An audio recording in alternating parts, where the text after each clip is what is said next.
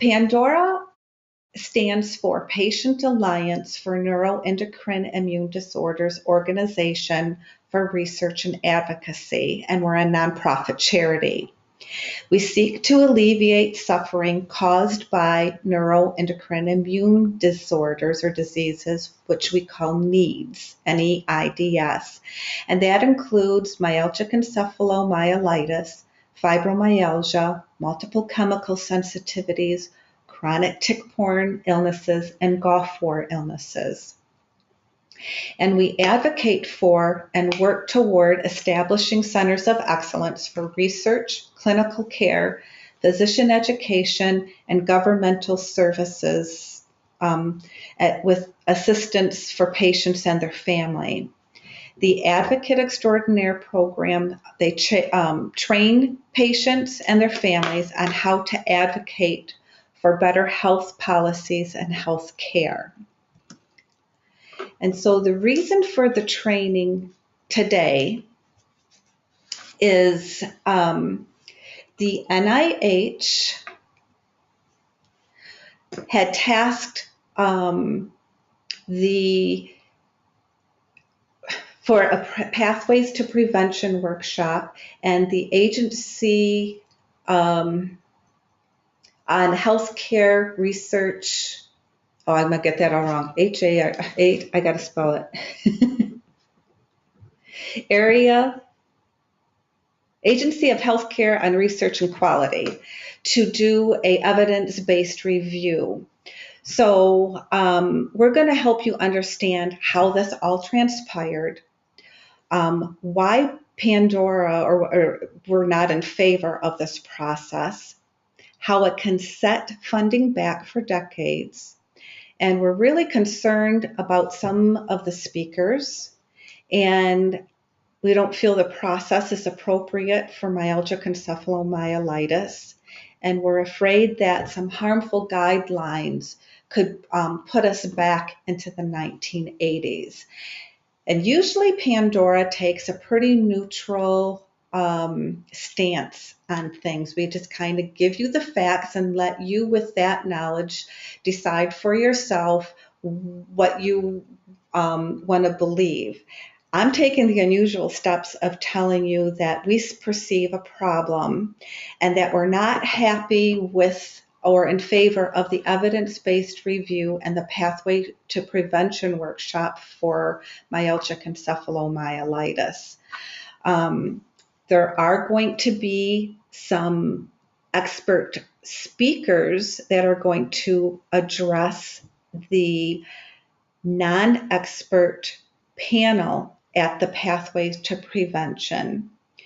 But a lot of these speakers are on the scope of behavioral health. And I feel that their testimonies can be harmful. And we'll talk about that a little bit later. And some of the speakers that were invited, like Dr. Jason, Dr. Kogelnick, Nancy Klimas, and I think there's one other, Stacy Stevens maybe, and Bob Miller as the patient. I don't know if they can carry all of this by themselves. So we're taking the unusual stance here. Even though we didn't like the process and how it all came down, we still felt we couldn't sit on our hands. And just like the elections, you really can't complain about a candidate in office if you didn't vote. So we felt we had to take action, and we submitted research and studies and white and gray literature that we thought that the AHRQ should consider for their review. Then in August, we joined 6 other organizations, and we sent a letter to the ME P2 Workshop group about differing criteria and about our patient population needing more time to respond to the report. And we were successful in getting an extension from 2 weeks to 4 weeks. The Pathway to Prevention report comes out, and then usually people only had 2 weeks to respond, but we were able to get that extended to 4 weeks. So we were glad for that success. And then in October, we joined others again in submitting a response to AHRQ's Systematic Evidence Review Report. And all of these that we submitted in can be found on our website at pandoraorg.net. Okay, the pathway to prevention, or the P2P, is not for me. We're going to discuss the government's actions on myalgic encephalomyelitis and chronic fatigue syndrome. We're also going to discuss why did the Office of Disease Prevention task the Agency of Healthcare and Research and Quality to do an evidence-based review and pathway to prevention. That the pathway to prevention is by the NIH. What was the process of each of these? Because they're two separate things. Some people think that it's all one. There were two separate events happening at the same time, and that was the Agency of Healthcare and Research Quality to do an evidence-based review first, and then the pathway to prevention, the NIH, was going to hold a workshop based on the report that the AHRQ submitted and wrote. And what's more important is we're really going to talk about how you can get involved and stay knowledgeable about how the findings will affect you and your treatments. So what was it that led to the pathway to prevention? Well, back in 2011, under Dennis Magnan, the NIH held a State of Knowledge workshop, and that showed gaps in study design and lack of biomarkers. And this workshop was pretty comprehensive. They invited experts and researchers in the field, and they looked at biological abnormalities. And that was done in 2011, and there is a report. Then the FDA, I believe was last year, they stated that they stated this at a CFSAC meeting, the Chronic Fatigue Syndrome Advisory Committee meeting, that there's no accepted definition, and it's making it hard to measure drug effectiveness. So there isn't a definition that is accepted. And then the NIH announced the Pathway to Prevention workshop called Advancing the Research on Myalgic Encephalomyelitis Chronic Fatigue Syndrome. When they announced the Pathway to Prevention workshop and the AHRQ evidence-based review, it was pretty secretive. We didn't know agendas. We didn't know who were the speakers. We didn't know who were the experts involved. We didn't know who the panels were. And the big thing also is that this process did not allow for stakeholders' opinions. So the first thing was the AHRQ came up with key questions. And the key questions are, what methods are available to clinicians to diagnose ME CFS, and how do the use of these methods vary by patient groups? And then under that is, what are widely accepted diagnostic methods, and what conditions are required to be ruled out or excluded before assigning a diagnosis of ME CFS? What is the accuracy and concordance of diagnostic methods? What harms are associated with diagnosing ME CFS? 2, what are the benefits and harms of therapeutic interventions for patients with ME CFS, and how do they vary by patient subgroups? what are the characteristics of responders and non-responders to intervention? And these are the questions AHRQ deemed acceptable. Now, like I said, AHRQ held a workshop, and who was involved in that workshop were experts, but they never let us know what experts were involved in this workshop. And the experts were to come up and to develop the key questions. And then these key questions determine what peer-reviewed literature is pulled from for the systematic evidence-based review. But you only get a good answer if you ask a good question. And the questions that I just read are very different from what was originally proposed by our experts. And we don't know exactly why the questions were changed. But did the AHRQ, what they deemed acceptable, are they asking the right questions? First of all, they did not ask what disease we are studying. Are we just studying myalgic encephalomyelitis? Are we studying chronic fatigue syndrome? The CDC has vague definition of chronic fatigue syndrome. And really there are 8 different definitions for ME and CFS, and they don't represent the same illnesses. And more importantly, and we'll find out why this is important, there's no gold standard for ME and chronic fatigue syndrome.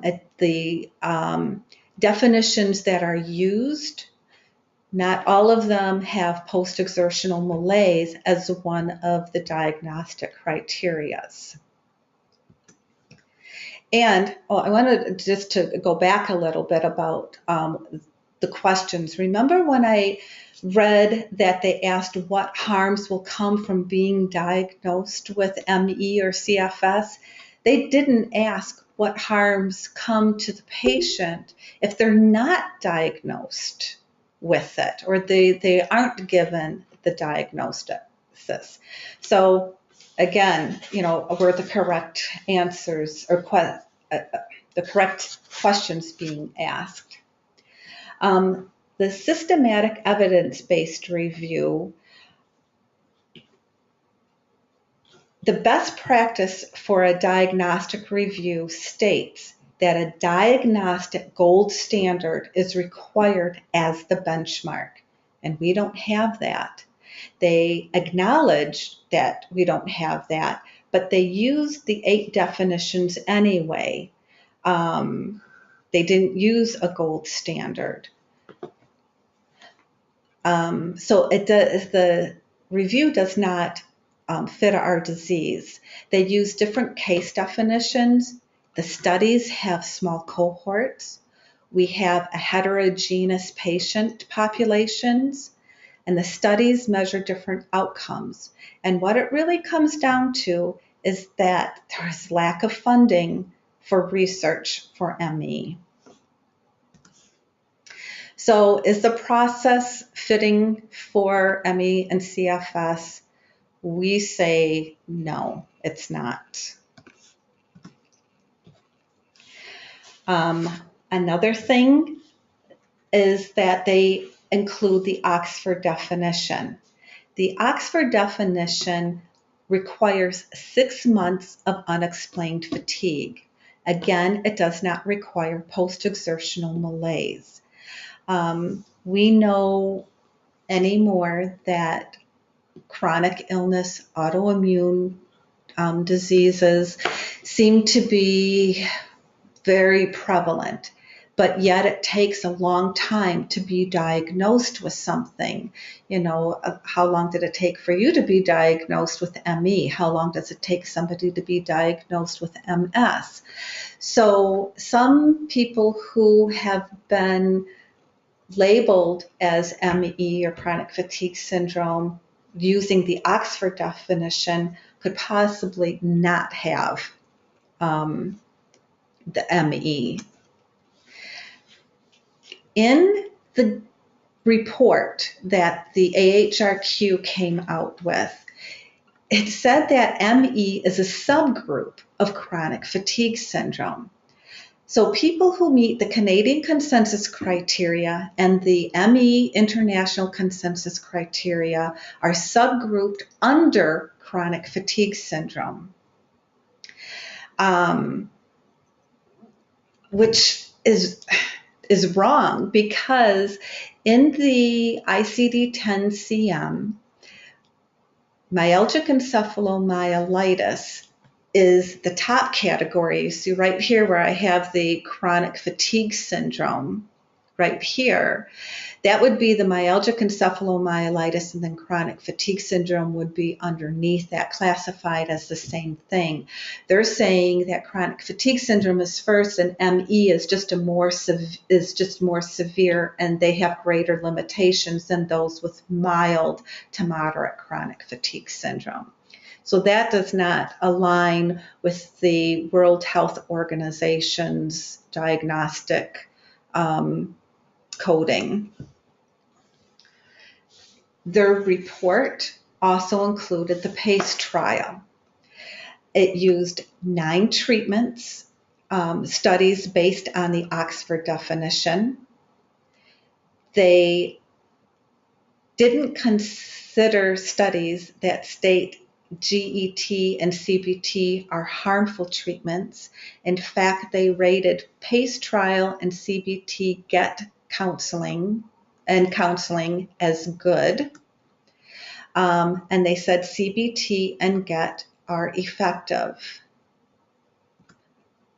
We know that the CBT and GET can be harmful. We all have heard stories about the post-exertional malaise or being told to exercise, and some have exercised themselves into a more severe relapse and been bedridden for several, months to years, and some have never recovered after that. The literature review, so the peer review literature, and that is the scientific research, was collected based on those key questions. And so again, they had to ask the right questions in order to get the right answers. And AHRQ likes to look at all sides. So there's good and there's bad, which we would say contradictive, and what patients would think is bad. Literature is pulled, so they look at everything. They started searching the database from 1988, and of the 5,901 citations, only 64 studies met the evidence-based criteria. That's less than 1% of studies. The report was released on September 22nd, and the public had 4 weeks to respond to it. The public comment closed on October 20th. Now, again, this is the only material. Now, this report then is given to the panel members that are going to be on the Pathway to Prevention panel. But this is the only material that panel will review. They cannot take any other research into consideration. So even though at the IACFS ME conference that happened in San Francisco in this year, and there was some new studies that had come out, those cannot be considered. In fact, it is non-experts who sit on the P2P panel. So the only thing they will know is what is in that report that was given to them by the AHRQ. So then that takes us to the Pathways to Prevention, and this is where we are today. And the NIH is holding the workshop on December 9th and 10th in Bethesda, Maryland, at the Natcher Conference Center in Building 45. And you can go there in person, or you can register online for it.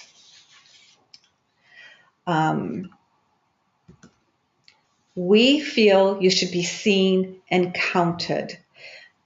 So please register to either go in person, and if you can't go in person, register and watch by webcast. It's going to be streamed online. And here is the URL, but you simply can just Google NIH P2P ME CFS, and that'll take you to it. And there you'll also be able to see the agenda, speakers, pertinent information about the workshop, and other workshops can be found through this URL. The Pathway to Prevention just recently held on the harms of opioids for chronic pain patients. And they just had a report out there, and you will be able to see what else is upcoming. But we really encourage you to join. Now, the P2P Workshop Objective is to move the field forward through unbiased, evidence-based assessment of complex public health issues, identify research gaps, identify weaknesses, and suggest research needs. The panel members are not experts in the field. They said that experts in the field would be biased, and they want an unbiased panel. And the systematic evidence report is the only data used for the workshop. The speakers and panel have 6 weeks. So because that report was released, they now have 6 weeks to review the evidence-based report prepared by AHRQ. Then what they're going to do is on the 9th and 10th, they are holding the workshop, and then that's when the experts and invited speakers like Dr. Leonard Jason and Nancy Klimas and Dr. Andy Kogelnick will go and give their presentations. They will also have an open mic where they'll open up questions to participants in the audience, and you can go and ask questions and have them answered or give a comment to this panel of non-experts. Then they're to take the AHRQ report, all the testimony and presentations they heard from the audience and from the experts, and then they're going to take all of that right afterwards, and they're going behind locked doors, and they are given 24 hours to write a final report, which it's hard for people to know about ME and to understand it and to grasp its fullness, especially if you're not an expert. So, it's like, oh my goodness. So if they're also going to write it within 24 hours, what does this tell you? To me, it says based on the AHRQ report, the panel members have already made up their minds and probably started writing it in their heads of what they want to do, because no one can write a report in 24 hours on this complex illness that affects several body systems at the same time. And again, as far in 2011, there was the workshop at the NIH, the State of Knowledge workshop, which kind of gave us our gaps in research. And even since then, we haven't gotten any money, a lot of money for research. And our experts say there isn't enough funding for research, or there's not even enough money to bring in younger, new researchers into the field. The NIH says that grants, applications, and studies are not good enough to warrant more money. And we say research dollars should match what this disease costs our nation. So it's circular reasoning. It's like a dog chasing their own tail. And we're in a situation that we really have no control over.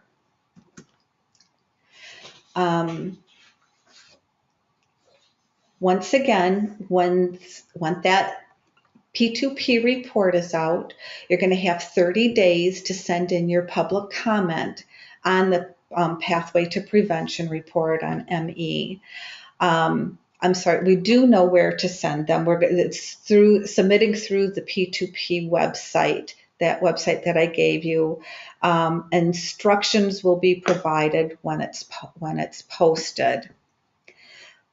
We say, with this illness, you live brave and courageous lives every single day. Today, you learned a lot of information, and we feel you should use your knowledge and your voice to speak up about your rights, and being your own advocate is empowering. Don't allow others, especially non-experts, to make decisions about you without your input. I know some people want to protest, and that's fine, that's your right. But let them know you're protesting and why. You need to voice your concerns. If you say you're not going to show up, you're not going to submit comment, you're not going to do anything, that looks like you're being complacent. You need to voice, even if you're going to be protesting, and you need to tell them why you're protesting. We encourage you to keep an eye on our Facebook page. We will post when the report comes out, and we will post the deadline for the public commenting. And if you found the Advocate Extraordinaire training beneficial, you can donate, or you can learn more about Pandora.org at pandoraorg.net.